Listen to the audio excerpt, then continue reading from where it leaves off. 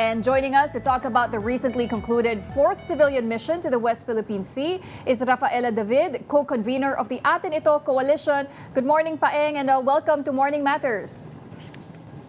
Hello, Miss Pauline. Hello din po sa mga tagapakinig, tagapanood natin this morning. Okay, so first of all, let's start with this Chinese media report accusing Filipino volunteers kayo of illegal activities and yung pagtanim nga daw ng or pag-iiwan ng basura sa Pag-asa K2. There were even photos of CCG members pointing to some bottles. Ano yung naging initial reaction nyo upon seeing this report?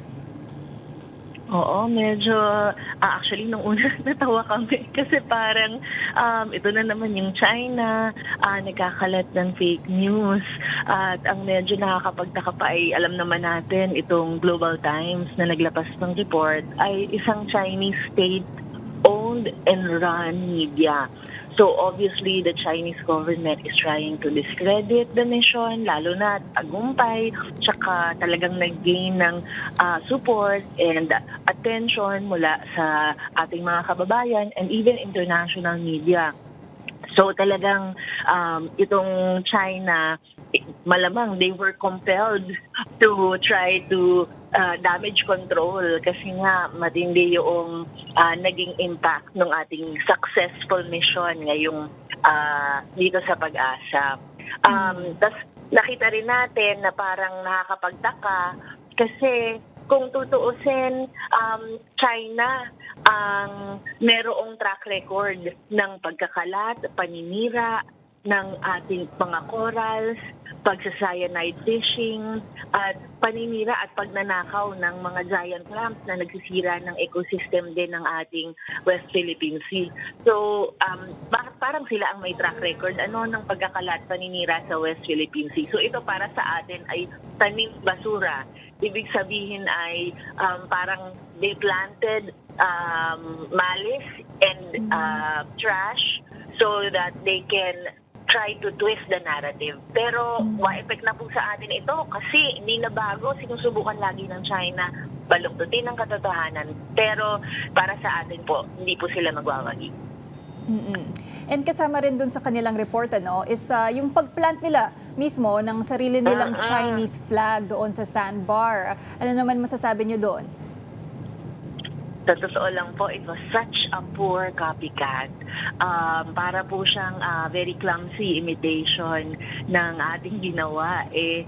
Kaso po, hindi ganun kaganda yung pagkagaya nila, lalo na we have our own Moro, IP woman leader, na first legislator din na nakapunta sa Sandy Cay at o Pag-asa K2 at naglagay ng flag doon. So, napakahalaga na yung ating mission, that powerful image where a Filipino claimed what is rightfully ours, ay hindi nila magagaya ng basta-basta at subukan man nila.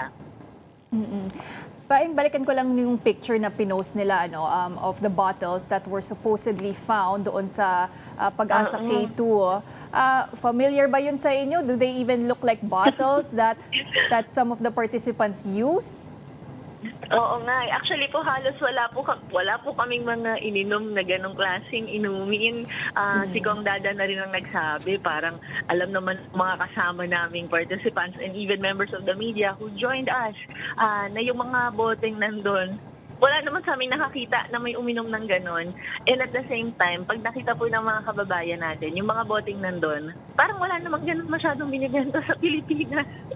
So alam natin na talagang ito ay tanim basura at sa amin po ay sobrang katawa-tawa na sinusubukan pa nilang again mag-damage control. Pero klaro naman sa atin na nagsisinungaling lang sila. Okay, but when it comes to your overall assessment, Paeng, kamusta naman itong inyong 6-day Atin Ito fourth civilian mission to Pag-asa Island? Para sa atin po ay tagumpay, mission accomplished ang ating naging fourth civilian mission. Nakapag-abot ng kaunting tulong sa mga kababayan natin sa Pag-asa na nasa frontline nitong laban na ito. At gayon din ay syempre natuloy po yung ating pag-jet ski sa West Philippine Sea. Kahit po may warship o Navy ship na dumaan as close to 2 nautical miles from Pag-asa Island. Tuloy po yung ating si Kong Dada na nag-jet ski at gayon din yung mga volunteers po natin ay medyo nakalangoy pa po sa beach.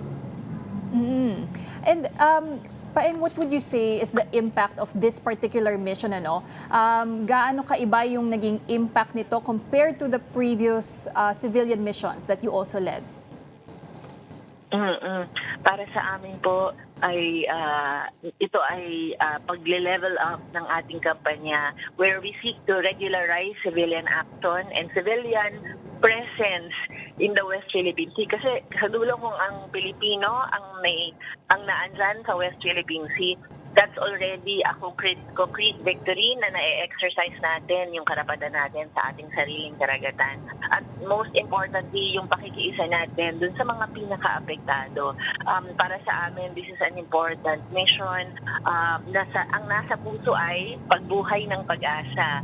Kaya po yung tema namin, Balik Pag-asa, para ipaalala sa mga kababayan na huwag makinig doon sa mga nagsasabing wala naman tayong magagawa at nagsasabing huwag natin galitin ng China, masyado silang malakas. Kasi kailangan po ay buhayin natin yung pag-asa na pwede pang magbago ang sitwasyon sa West Philippine Sea at pwede tayong manalo sa harap ng China.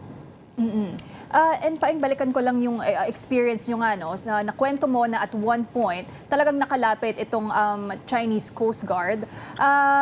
Sa inyong assessment, lumakas ba yung kanilang presence kumpara sa mga previous civilian missions ninyo? And do you think this was in an effort to intimidate o para bantayan lamang kayo? Yes, no? Hindi lang Coast Guard vessel yung nag-shadow sa atin. Nagpakita din yung kanilang warship, may helicopter pa. At tapos, of course, continuous yung radio challenge.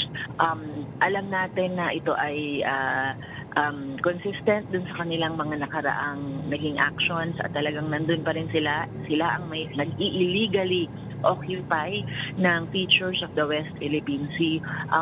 Kaya dahil nga sustained yung kanilang panghaharas at illegally occupy sa West Philippine Sea, dapat tapatan natin with even more civilian missions to the West Philippine Sea kasi hindi sila titigil at malamang aabante lang sila sa kanilang pananakot kung hindi tayo titindig at hindi tayo magsasalita against it. Pero may punto ba during the mission kung saan naramdaman nyo na parang nalagay sa alanganin o panganib yung mga participants, yung grupo because of the presence of the Chinese Coast Guard? Alam natin sinubukan nilang sindakin tayo pero kami po kampante na nakapag-conduct kami ng proper risk assessment and management strategies para masigurado po yung kaligtasan ng ating mga volunteers. And nabanggit nyo rin that this mission, one of your aims was to strengthen yung boses ng mga mangingisda. Ano naman yung direktang feedback na nakuha nyo mula sa kanila? Yung isa pong leader ng mangingisda doon nakapatuwa na nakapagsalita siya sa lahat ng aming volunteers para magbigay ng mensahe at ipaalala din na isa siya sa una talagang naharas nung mangingisda siya doon sa vicinity ng Pag-asa para ipakita na talagang tunay at totoo yung hamon na dinaranas nila sa araw-araw. Kami po ilang araw lang kami nandun kung tutuusin. Sila araw-araw nilang nakikita yung Chinese vessels na nakapalibot sa kanila. Kaya po very important na at least maiparamdam sa kanila na hindi po sila nag-iisa. And I understand ang atin ito coalition wants to also step up even further itong civilian presence sa area. May plano na ba para sa susunod na civilian mission ang atin ito coalition? Yan po, abangan po ng ating mga kababayan. Kami, unang umaga pa lang po, pagkatapos ng pagpunta namin sa Pag-asa, nagbe-brainstorm na po kami ano yung mga pwedeng gawin para sa susunod. Pero abangan po kapag medyo may final na at ang panata naman po natin ay patuloy natin gagawin ito hanggang sa maging normal na tayo ang naglalayag sa West Philippine Sea. But kung kayo ang tatanungin, Paeng, anong mga pagbabago or dagdag siguro sa magiging approach nyo sa next civilian mission ninyo? Siguro po sa susunod na mga civilian mission, paigtingin pa natin yung pagsasama-sama, sanib puwersa ng iba't ibang sektor ng Pilipinas. Kasi happy tayo, halo-halo yung volunteers natin. May youth, may priest, may doctors, may fisher folk, may farmers. Sana po sa mga susunod na mission ay talagang bolt in po iba't ibang sektor ng Pilipinas para makiisa sa mga Pilipinong pinaka-apektado at iparinig sa China na united ang Pilipinas against sa kanyang pambubuli. Mhm. And finally, Paeng, what do you hope Filipinos will understand or take away from this latest civilian mission from your latest voyage?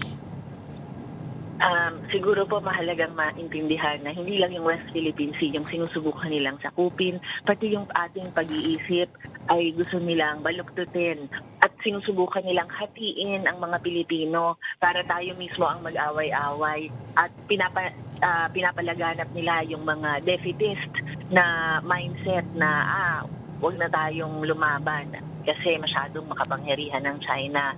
Huwag po nating hayaan na masakop nila pati yung ating pag-iisip, yung katotohanan, baluktutin nila. Huwag po nating hayaang hatiin nila ang mga Pilipino.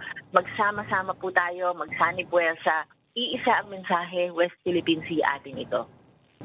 All right. Well, thank you very much for sharing your time with us this morning. That was Atin Ito co-convener Rafaela David. Good morning, salamat po.